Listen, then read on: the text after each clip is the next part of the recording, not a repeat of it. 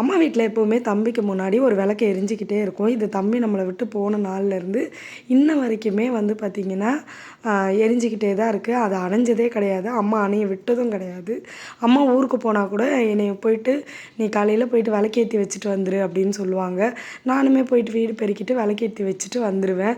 இந்த விளக்கு வந்து பார்த்திங்கன்னா, எண்ணெய் ஊத்தி ஏத்தி வச்சுட்டோம்னா, பொறுமையா ரொம்ப நேரம் எரிஞ்சுக்கிட்டே இருக்கும். லாஸ்ட் டைம் வாங்கி குடுத்த விளக்கு பிளெயினா இருக்கும் கிளாஸு.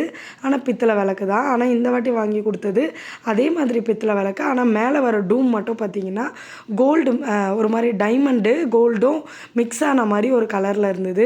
இது சூப்பரா இருக்கும். விளக்கேத்தி வைக்கும்போது நல்லா அந்த ஒளி வந்து இந்த சந்துல வந்து வெளிவரும்போது ரொம்பவே சூப்பரா இருக்கும். நான் நெனச்ச மாரியே அம்மாவுமே ரொம்ப ஹாப்பியா ஃபீல் பண்ணாங்க. ரொம்ப நல்லாயிருக்கும்மா, இந்த மாதிரி வாங்கின்னு வருவேன்னு நான் எதிர்பார்க்கலன்னு சொல்லியிருந்தாங்க.